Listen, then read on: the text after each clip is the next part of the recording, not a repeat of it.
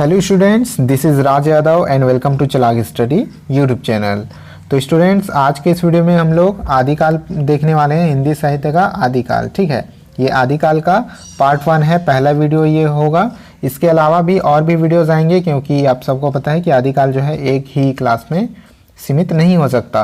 तो जितने भी क्वेश्चन हम लोग यहाँ पर देखेंगे सभी के सभी मोस्ट इंपॉर्टेंट क्वेश्चन हैं और आप लोग के एग्जाम की दृष्टि से बहुत ही ज़्यादा इंपॉर्टेंट होने वाले हैं।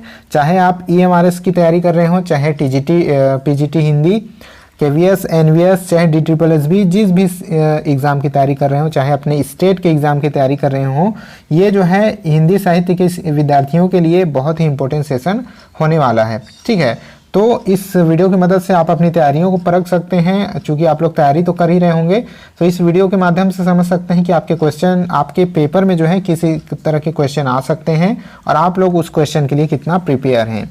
ठीक है, तो चलिए समय वेस्ट न करते हुए अपने क्लास को आज स्टार्ट करते हैं।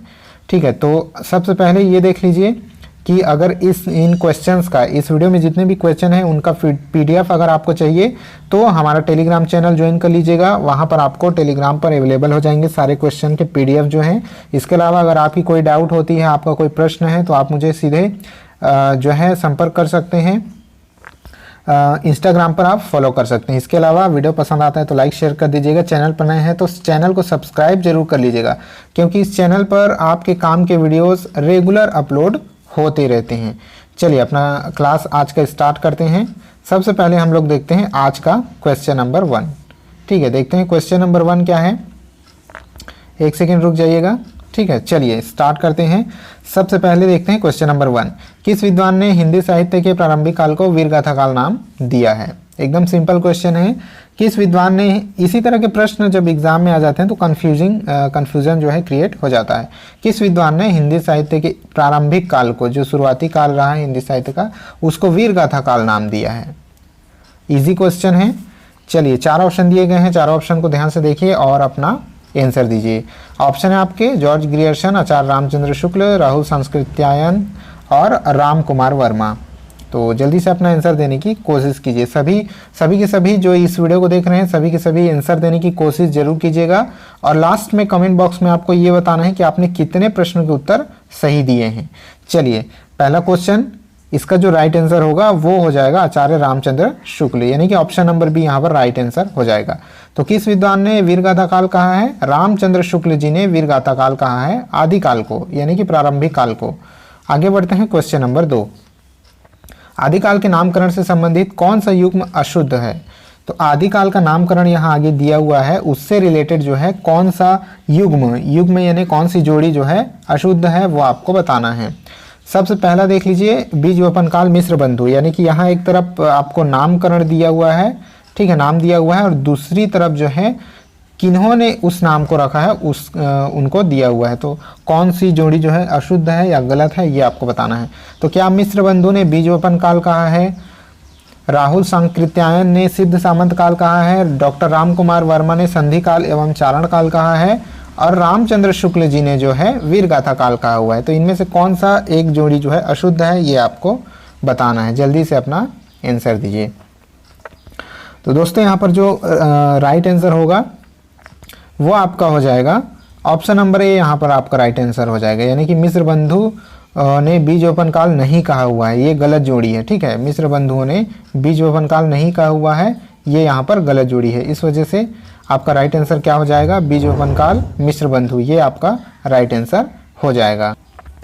तो दोस्तों अब ये सवाल आता है कि बीजवपन काल कहा किसने है? तो बीजवपन काल जो है महावीर प्रसाद द्विवेदी जी ने कहा है। ठीक है, इसको याद रखिएगा।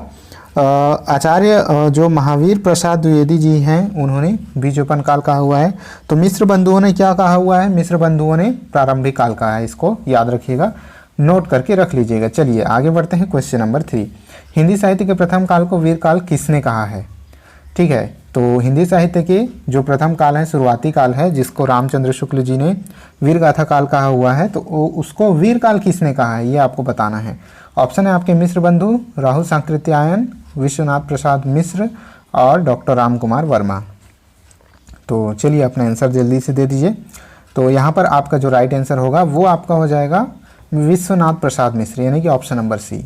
ओके, विश्वनाथ प्रसाद मिश्र जी ने ही जो प्रारंभिक काल को वीरगाथा काल माफ कीजिएगा वीर काल कहा हुआ है, और वीरगाथा काल कहा है रामचंद्र शुक्ल जी ने। आगे बढ़ते हैं क्वेश्चन नंबर 4।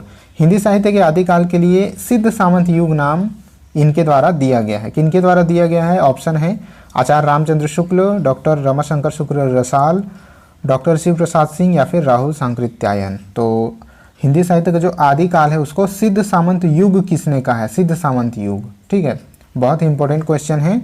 तो इसका जो राइट आंसर होना चाहिए वो आपका होगा राहुल सांकृत्यायन। ठीक है, राहुल सांकृत्यायन ने सिद्ध सामंत युग कहा हुआ है आदिकाल को, याद रखिएगा। Question number next, question number 5। आदिकाल को बीजोपन काल नाम किसने दिया? आदिकाल को, चूंकि अभी हम आदिकाल के विषय में पढ़ रहे हैं, हमारा जो टॉपिक है आदिकाल, इस वजह से सारे क्वेश्चन आदिकाल से रिलेटेड होंगे।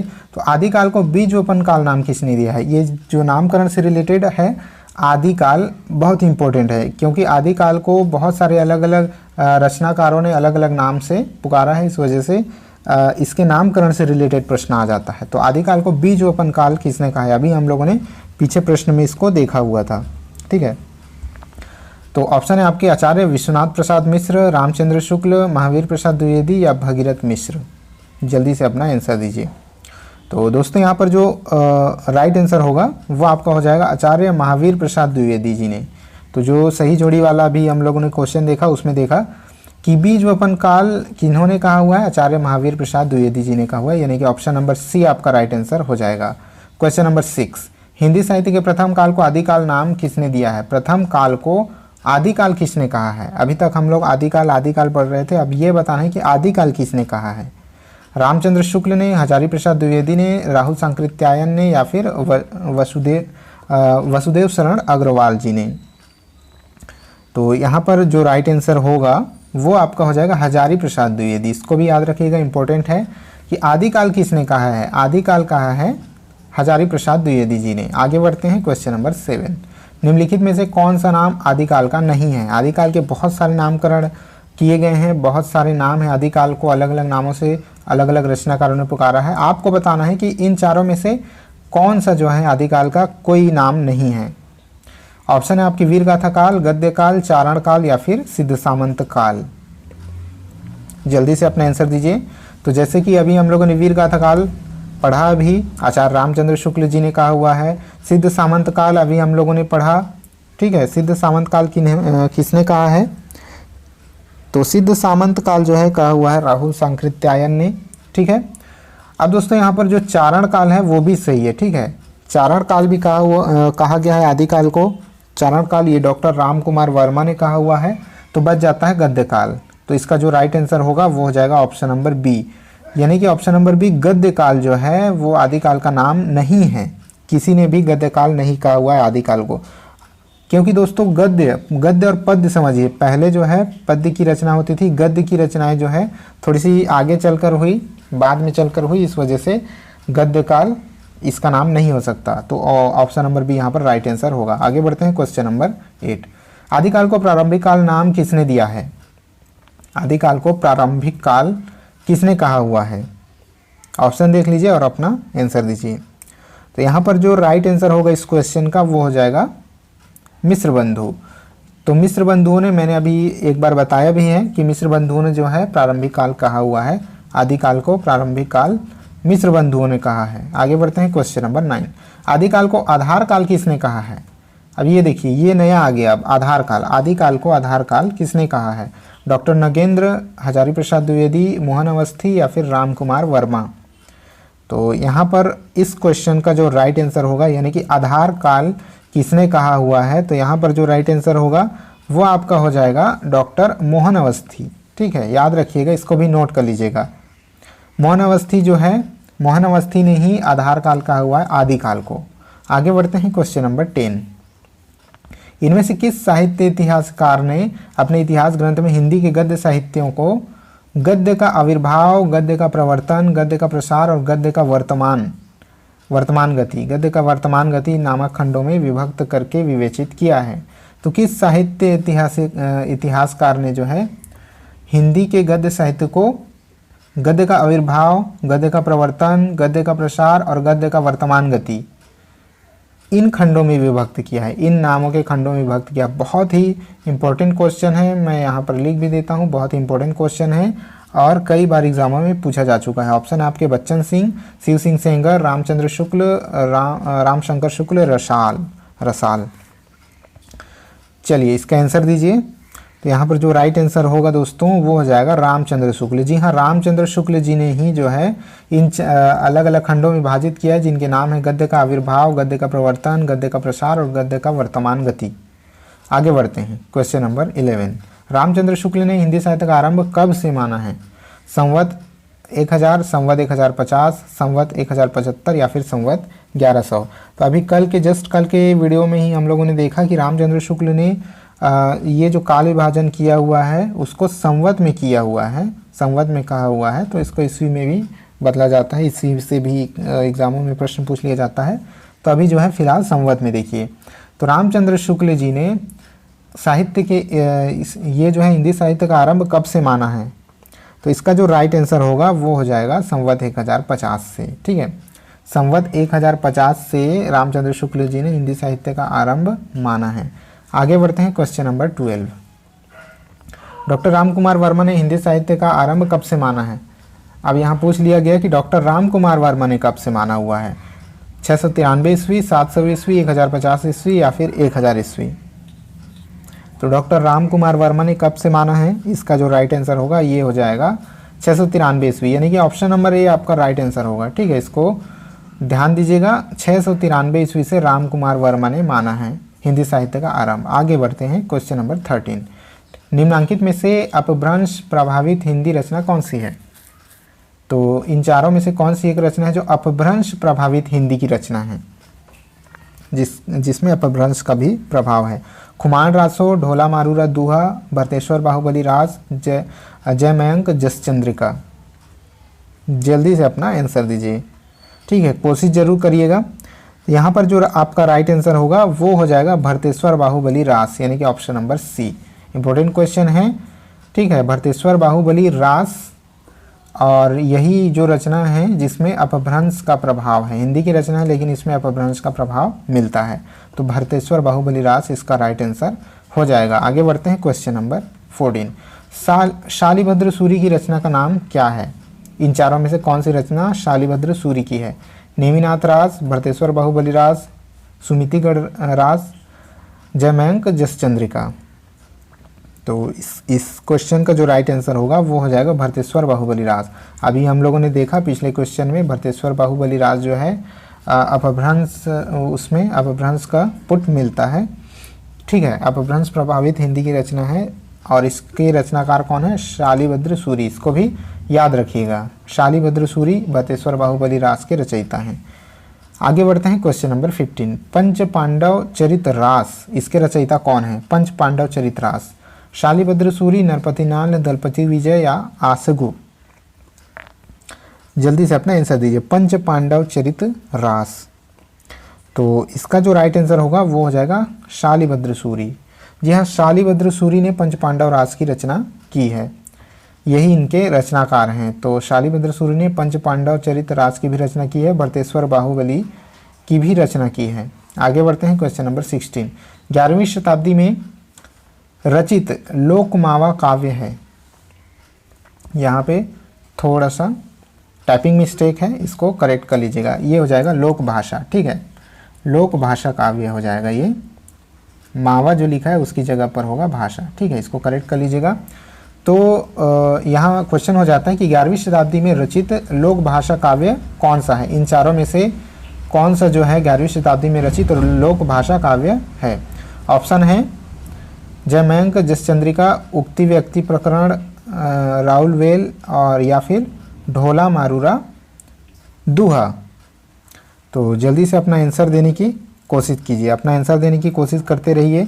तो यहाँ पर जो राइट आंसर हो जाएगा इस क्वेश्चन का जो राइट आंसर है वो हो जाएगा ढोला मारूरा दूहा। ठीक है, ढोला मारूरा दूहा जो है राजस्थान से रिलेटेड है और यही लोक भाषा काव्य है, 11वीं शताब्दी में इसकी रचना की गई है। याद रखिएगा, इंपॉर्टेंट क्वेश्चन है, ऑप्शन नंबर डी ढोला मारूरा दूहा। आगे बढ़ते हैं, क्वेश्चन नंबर 17। अपभ्रंश शब्द का सबसे पहले उल्लेख किसने किया है? आपको बताना है अपभ्रंश ये जो शब्द है उसका सबसे पहला उल्लेख किसने किया है? पाणिनि ने, नागार्जुन ने, पतंजलि ने या फिर सरहप्पा ने? जल्दी से आंसर दीजिए। यहाँ पर इस क्वेश्चन का जो राइट आंसर होगा वो हो जाएगा ऑप्शन नंबर सी, पतंजलि। ठीक है, पतंजलि यानी कि ऑप्शन नंबर सी इसका राइट आंसर हो जाएगा। आगे बढ़ते हैं क्वेश्चन नंबर 18। क्वेश्चन नंबर 18 देख लीजिए। अवहट्ट भाषा से तात्पर्य है। अवहट्ट भाषा से क्या तात्पर्य है? ऑप्शन नंबर ए ग्रामीण अपभ्रंश, ऑप्शन नंबर बी परिनिष्ठित अपभ्रंश, ऑप्शन नंबर सी ग्रामीण प्राकृत या फिर ऑप्शन नंबर डी परिनिष्ठित प्राकृत। तो यहाँ जो अवहट्ट भाषा जो है उसका किससे तात्पर्य है? यहाँ जो राइट आंसर होगा वो हो जाएगा आपका ग्रामीण अपभ्रंश। जी हाँ, अवहट्ट भाषा का जो तात्पर्य है वो हो जाता है ग्रामीण अपभ्रंश। ग्रामीण अपभ्रंश को ही अवहट्ट भाषा कहा जाता है। तो ऑप्शन नंबर ए यहाँ पर आपका राइट आंसर हो जाएगा। आगे बढ़ते हैं क्वेश्चन नंबर 19। अवहट्ट में शिक्षा शब्द के लिए कौन सा रूप मिलता है? अवहट्ट भाषा में शिक्षा एक वर्ड है, ठीक है, शिक्षा, उसको अवहट्ट भाषा में क्या कहा जाता है? शिक्षा शब्द के लिए कौन सा रूप अवहट्ट में मिलता है? शिक्षा, ठीक है, शिक्षा, शिक्षा सभी का उच्चारण एक जैसा होता है, लेकिन इसमें जो है वर्तनी में भेद है। चलिए इसका राइट आंसर देने की कोशिश कीजिए। तो यहाँ पर जो क्वेश्चन नंबर 19 है आपका, उसका जो राइट आंसर आपका हो जाएगा शिक्षा। ठीक है, स में छोटी की मात्रा, आधा का और ख में आ की मात्रा, तो ये इसका राइट आंसर हो जाएगा। चलिए आगे बढ़ते हैं। आज का जो लास्ट क्वेश्चन है, आज का लास्ट क्वेश्चन है क्वेश्चन नंबर 20। राहुल सांकृत्यायन के अनुसार चर्या गीत और दोहा कोश जो है, दोहा कोश, ये दोहा कोश लिखा हुआ है, इसको थोड़ा देख लीजिएगा। ठीक है, चर्या गीत और दोहा कोश की रचना करने वाले पहले बौद्ध सिद्ध हैं। आपको बताना है कि राहुल सांकृत्यायन के अनुसार चर्या गीत और दोहा कोश की रचना करने वाले पहले बौद्ध सिद्ध कौन हैं? ऑप्शन है सरहप्पा, कुंडहप्पा, डोम्बिपा या फिर कमरिपा। जल्दी से अपना आंसर दीजिए। इस तरह के ही क्वेश्चन आपके एग्जाम में पूछे जाते हैं। तो यहाँ आपका जो क्वेश्चन नंबर 20 का राइट आंसर होगा इस क्वेश्चन का, वो हो जाएगा सरहप्पा। ठीक है, सरहप्पा ने ही जो है चर्या गीत और दोहा कोश की रचना करने वाले ये प्रथम बौद्ध सिद्ध थे राहुल सांकृत्यायन के अनुसार। तो चलिए ठीक है दोस्तों, ये कुछ 20 क्वेश्चन हम लोगों ने किए जो कि मोस्ट इंपॉर्टेंट क्वेश्चन थे। इसके आगे भी इसके और भी पार्ट आने वाले हैं। पार्ट 2 जल्द हो सके तो कल ही अपलोड हो जाएगा। ठीक है, तो रोज़ आप लोग अपने हिंदी लिटरेचर की तैयारी कीजिए, हिंदी साहित्य की तैयारी कीजिए, और रोज़ मैं इसी तरह के MCQs लेकर आते रहूँगा। ठीक है, थोड़ा सही समय इन्वेस्ट करके आप अपनी तैयारियों को परख सकते हैं। तो चलिए ठीक है, इस वीडियो में इतना ही था। मिलते हैं नेक्स्ट वीडियो में, तब तक के लिए जय हिंद।